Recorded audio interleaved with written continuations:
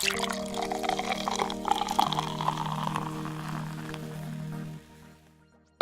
is Alyssa, my And this best is friend. Trevor. We both lived in America, haven't we? And we're both back here in England. And we're both amazed by what we find in terms of drinking. Amazed. Amazed.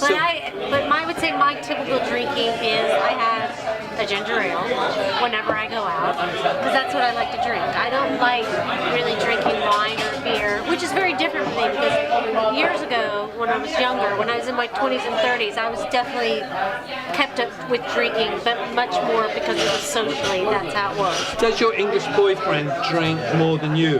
Oh, definitely. And does it affect the way that you want to drink? No. You don't feel you need to keep up with him at all? You feel... I mean, the only time I felt that way is when we've been, like, if we went to Ireland to visit a friend of his, and we, you know, they were doing like the fiddle night or whatever, and everybody's staying out till like 3 in the morning.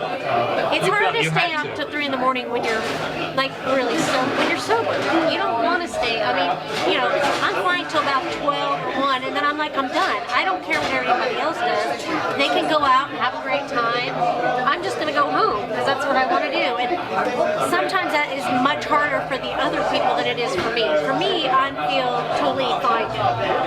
Yeah, it's true. Bars push larger quantities. They push the large size. They push the double shot. Of course, because there's more money in it for them. Yes. So it's about when you rock up to the bar and you're like, hey, I want a vodka tonic, 1 shot. I want a glass of wine. I'll have the small one. I want a beer. I'll have the half pint. But feeling okay about that. And I think, how do you feel okay about it? I don't have the answer. I don't know what that is. But I think that makes a lot of sense, because certainly what I experience in a pub like this in London is the nicest conceivable atmosphere. It's so much nicer than one of those silly bars we used to go to in LA, where it's all very clean and chic.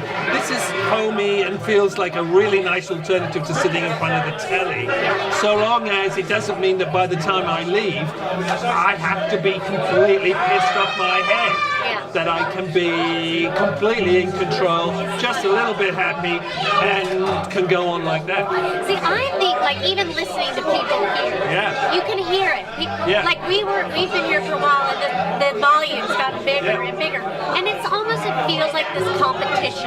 I can hear it with that girl. She really wants to scream out loud because she thinks it's funny. She wants to be the center of attention, and she wants everybody to say, oh my God, how much fun was Carol? Yeah. She was wasted. You are wild, Carol. You're wild. You're not very pretty, but oh my God, you're really wild. It's about thinking about, you know, before, and this is the hardest part. I think before you know it, you're in a non-healthy relationship with alcohol. You don't even know it's happening to you.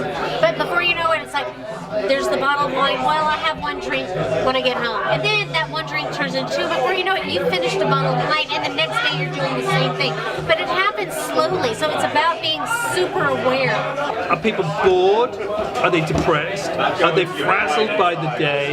Are they freaked out about going home to see their miserable wife or husband? I mean, there must be so many excuses that people have to lose themselves in drink, as opposed to just having a social time. They want to lose themselves. Do you think that's sort of true? Yeah, and I wish, you know, the question is how do you empower people not to feel like they have to be, they have to push it so hard.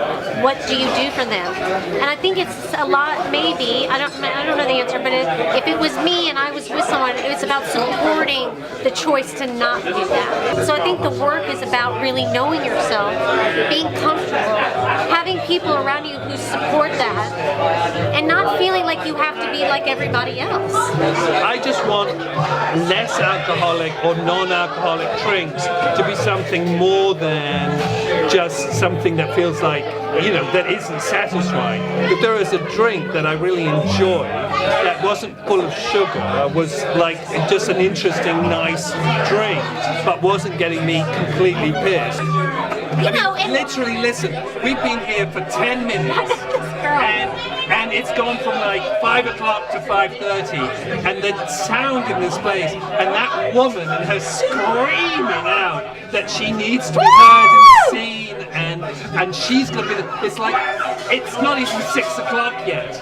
It's amazing. Don't you how wonder where changed. she's going to be in about 3 hours? Yes, I'm scared for her. I am too.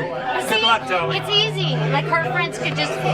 But that's the other thing. Nobody wants to say to their friend, "Calm it down." No, and they want to go. You want another one, Carol? Have another one. Have another one. Let's see how crazy she gets. Do you think I should go hand her a Yeah, let's sausage go roll? drag her up.